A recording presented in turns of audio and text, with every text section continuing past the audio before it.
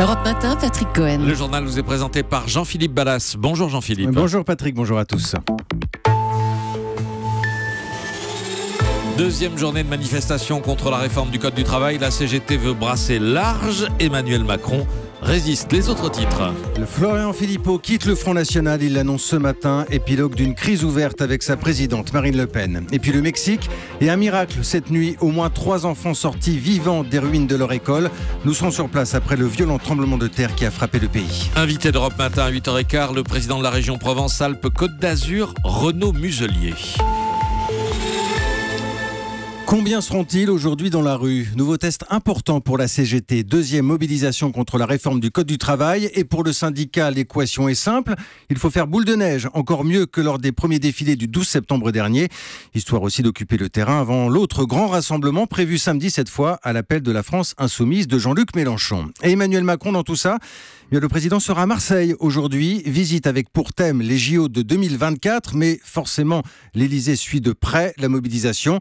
La démocratie, ce n'est pas la rue, prévient le chef de l'État. Réaction épidermique ce matin des militants CGT de Marseille. Monsieur Macron, vous pouvez venir nous voir directement parce qu'on a des choses à se dire. Ça sera sûrement animé, mais ce que vous avez mis en place, ça j'aimerais bien vous le dire en face. Et le Code du travail, ce n'est plus un Code du travail pour défendre les salariés, mais c'est pour défendre les patrons. Au moment où les salariés sont en souffrance, venir nous narguer comme ça à Marseille, je trouve que oui, effectivement, c'est déplacé. Il aime bien les bains de foule, il n'a qu'à venir sur le Vieux-Port. Et ce que j'ai à lui dire, c'est qu'on ne vit pas dans le même monde, quoi. Venez vivre la vie des feignants du quartier, là. Et parce qu'il a quand même dit que les retraités, c'était les riches. Il a tout faux. Et il devrait se méfier. Jupiter, il va falloir qu'il redescende sur Terre parce qu'il essaie de faire en 3 mois tout ce que Sarkozy et Hollande ne sont pas arrivés à faire en 10 ans. Faites attention à la rue. Je pense que la lutte qu'en est qu'à ses débuts. On ne manifeste jamais pour rien. Des militants de la CGT à Marseille, propos recueillis par notre correspondante Nathalie Chevance. Parmi les autres points de crispation ces derniers temps, il y a aussi les contrats aidés et l'annonce du gel de leur financement. Des élus de plusieurs communes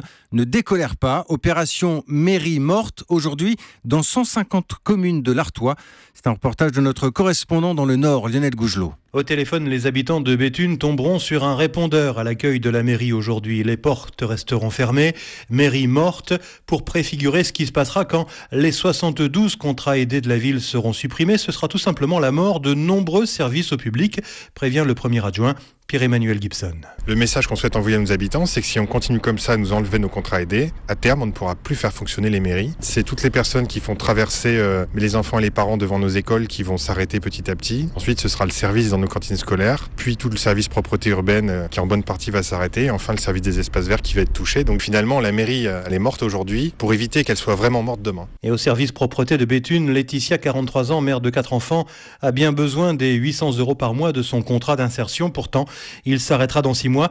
Après, ce sera le retour au chômage. L'incertitude, l'angoisse, c'est parce qu'on vient de reprendre justement une vie active. On n'a pas envie de retomber dans le chômage et dans une impasse en fait. Un CUI, c'est un tremplin quand même pour l'emploi. Ça nous rebooste en fait. Donc non, il ne faut surtout pas arrêter. Et la colère est telle dans les communes de l'Artois que certains agents municipaux en contrat aidé se joindront aujourd'hui à la manifestation de leurs élus devant la préfecture d'Arras. À Béthune, Lionel Gougelot, Europe 1. La politique, ça y est, c'est officiel. Florian Philippot quitte le Front National. Il l'a annoncé il y a quelques minutes à nos confrères de France 2.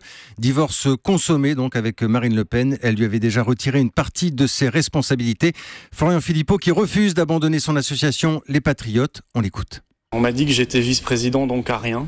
Écoutez, je n'ai pas le goût du ridicule et je n'ai jamais eu le goût de ne rien faire. Donc bien sûr, je quitte le Front National. Donc j'ai fini par en conclure qu'il y avait un problème de fond. Vous savez que nous sommes dans un processus de refondation. Et j'ai vu semaine après semaine, alors j'ai peut-être pas voulu le voir tout de suite, c'est vrai, que ça se passait mal, que cette refondation se passait mal, et qu'en réalité, elle cachait un retour en arrière terrible. Le Front National rattrapé par ses vieux démons. Puis j'ai vu un de nos députés dire « dédiabolisation, piège à con ». Et là, je n'ai pas vu de réaction. Précisément, moi je suis venu pour la dédiabolisation. Voilà Florian Philippot qui quitte donc le Front National, c'était il y a quelques minutes sur France 2. Europe 1, il est 8h05. Direction Mexico, il y a eu un miracle cette nuit. Oui, au moins 3 enfants ont été retrouvés vivants, ensevelis sous le toit de leur école. Nous vous parlions de ce bâtiment hier matin après le terrible tremblement de terre qui a frappé le Mexique. Le dernier bilan est de 230 morts, mais plus que jamais, les secouristes continuent de se battre. Et nous sommes en ligne avec l'envoyé spécial d'Europe 1 à Mexico, Théo Manval. Oui, et après le petit miracle de cette nuit, Jean-Philippe, une autre bonne nouvelle pourrait bien suivre ce matin, puisque ces dernières heures, les secouristes ont réussi à entrer en contact avec une autre jeune fille de 8 ans. Elle s'appelle Frida, elle est bloquée sous les gravats depuis plus de 30 heures maintenant. Elle dit être blessée à un bras et à une jambe, mais surtout, elle explique que 5 de ses camarades désormais sont vivants près d'elle. Les dizaines de volontaires, de militaires, de secouristes qui sont toujours sur place tentent donc de les dégager à présent, mais ce n'est pas facile, nous sommes en pleine nuit, même si la zone est éclairée par des projecteurs. Et les secouristes que j'ai pu rencontrer m'ont confié le manque de moyens techniques encore pour pouvoir déblayer certaines zones. Des renforts venus de différents pays et notamment du Japon s'activent toujours et ils gardent plus que jamais espoir. Ce genre de bonnes nouvelles leur donne du baume au cœur. Théo Manval, l'envoyé spécial d'Europe 1 à Mexico. Retour en France et attention, les seniors prennent trop de médicaments. C'est ce qui ressort d'une enquête de 60 millions de consommateurs. Elle alerte sur les dangers des ordonnances surchargées. Une part importante des plus de 65 ans prendrait au moins 7 médicaments différents, parfois même le double, avec des risques d'accident, d'effets secondaires. Gare au mélange au cocktail, prévient un scientifique qui conseille de faire régulièrement le point avec son médecin. On va rester dans le domaine de la santé avec une maladie qui fait peur, notamment parce qu'on la connaît mal. C'est la maladie d'Alzheimer. Raison de plus pour en parler ce matin, c'est l'enquête du 8h. Bonjour Benjamin Lévesque. Bonjour. Journée mondiale de la maladie d'Alzheimer. Elle touche le cerveau et détruit les neurones. Il y a un chiffre important ce matin. 900 000 personnes touchées en France. Mais sur ces 900 000, la moitié ne sait pas qu'elle est atteinte. Elle n'a pas été diagnostiquée. D'où l'importance, on va le voir, d'un dépistage précoce. Déjà, Benjamin, question simple. Ça se passe comment, un diagnostic Alzheimer ? Eh bien, on va prendre l'exemple d'Hélène, 57 ans. Ça fait quelques années qu'elle a des problèmes de mémoire, comme oublier son sac à main dans le hall de son immeuble ou laisser sa plaque de cuisson allumée tout un week-end. Elle a donc consulté un neurologue dans ce que l'on appelle un centre de mémoire à Lille. Il y en a environ 450 en France. Alors, ça débute avec une trentaine de questions qui paraissent très simples, comme quel jour sommes-nous ? À quel étage ? Quelle saison ? Pas de problème pour Hélène, c'est plus tard qu'elle bute sur un autre type d'exercice. Elle doit nommer 3 photos d'animaux et elle hésite. Alors ça c'est un lion, ça c'est un dromadaire, c'est un rhinocéros.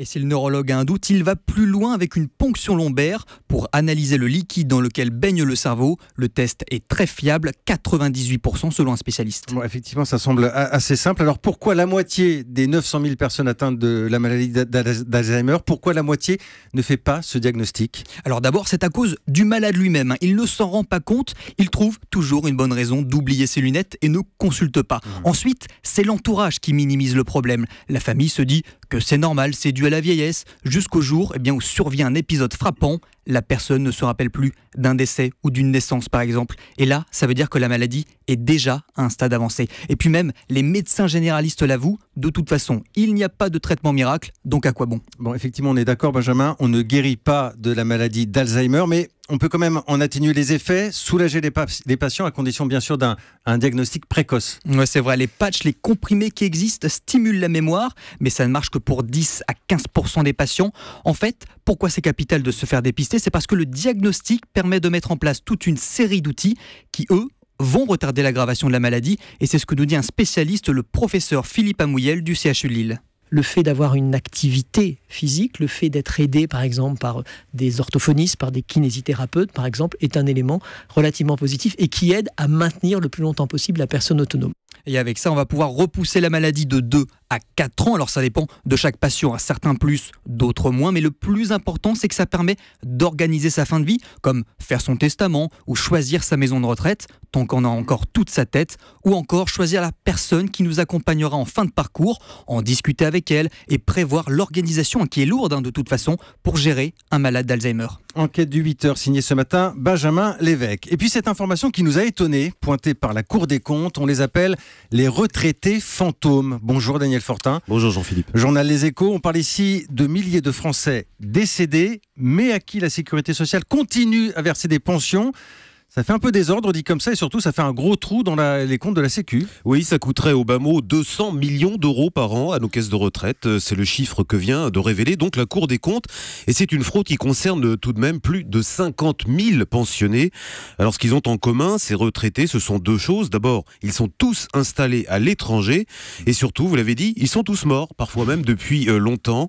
Songez qu'on a retrouvé des dossiers concernant des personnes à qui on versait encore des retraites à l'âge de 117 ans. Alors, les pays concernés, ce sont l'Algérie, le Portugal, le Maroc ou encore l'Italie, qui sont des destinations de plus en plus fréquentées par des Français partant à la retraite. Donc, le phénomène s'amplifie chaque année. Mais Daniel, pourquoi c'est si difficile de repérer ce type de fraude ? Eh bien, c'est un peu le même problème que l'on rencontre pour les travailleurs détachés. Il est très difficile d'obtenir des informations fiables de la part des administrations de ces pays. S'il existe bien un formulaire de certificat d'existence que réclament chaque année les caisses de retraite françaises, on n'est pas sûr que les bases de données soient à jour. Donc, la seule solution pour l'instant, c'est de réclamer après coup aux héritiers du retraité fantôme les sommes indûment versées en attendant, en espérant une amélioration des contrôles dans l'avenir. L'éclairage de Daniel Fortin du journal Les Échos. Merci Daniel.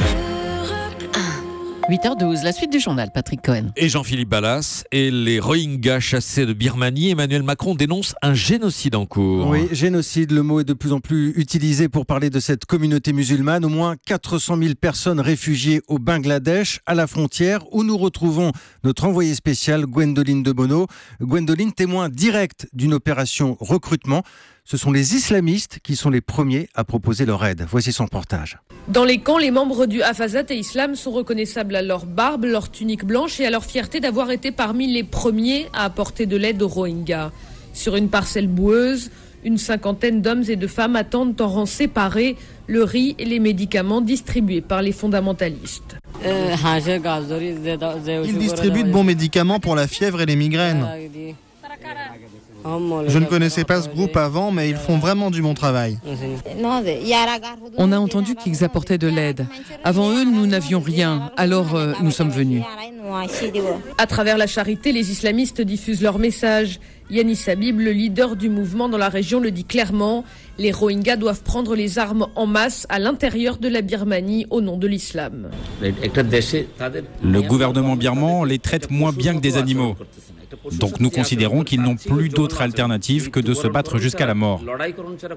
Ils ont besoin d'armements plus sophistiqués et je crois que s'ils peuvent se battre avec ardeur, ils pourront, si Dieu le veut, obtenir leurs droits, leur nationalité birmane et libérer leur État. Le groupe islamiste a menacé la Birmanie d'importer, je cite, le djihad sur ses terres. Pour l'instant, le discours ne porte pas chez les réfugiés traumatisés, mais il nourrit la propagande du gouvernement birman. Koutoupa-Long, Gwendoline de Bono, Europe 1. Repose en paix, champion. Les mots de Robert De Niro après la mort de Jack LaMotta, le célèbre boxeur disparu à l'âge de 95 ans, est d'ores et déjà immortalisé dans le film de Scorsese, Raging Bull, pour lequel De Niro avait reçu l'Oscar du meilleur acteur en 80. Oui, et la suite ? Le retour d'André Dussolier au théâtre, par exemple, ça vous dit ? Oui, évidemment. Triomphe l'an dernier, il remet ça avec Novecento au théâtre du Rond-Point à Paris. L'histoire imaginaire d'un pianiste qui passe sa vie sur un paquebot. Thierry Geffrotin a vu et il a beaucoup aimé. Colosse au pied d'argile, André Dussolier. Une blessure au pied avait eu raison de son envie de jouer l'année dernière. Obligé d'arrêter les représentations, il attendait donc avec impatience de faire revivre Novecento, ce pianiste pas comme les autres, abandonné sur un paquebot alors qu'il était bébé. C'est un marin appelé Danny Boonman qui l'a trouvé dans une boîte en carton. Il devait avoir 10 jours à peine. Il pleurait même pas. Il était là, les yeux grands ouverts dans sa grande boîte. Quelqu'un l'avait laissé sur le piano, dans la salle de bal des premières classes. Ce pianiste, ma foi, il reste sur son bateau, il ne veut pas descendre à terre. Il s'inspire avec beaucoup de liberté, autant de la musique classique que de le jazz qui est en train de naître en Amérique. Tour à tour, lyrique et enthousiaste, poète et battleur, André Dussolier porte littéralement ce très beau texte qui est un monologue. Monologue ? Pas vraiment, en fait. Le comédien a une telle puissance d'évocation qu'il arrive à donner la vie à plusieurs personnages. En plus, il n'est pas seul sur scène. 4 musiciens de jazz de grand talent l'accompagnent dans tous les sens du terme. Hambourgène, Ben Cherbourg.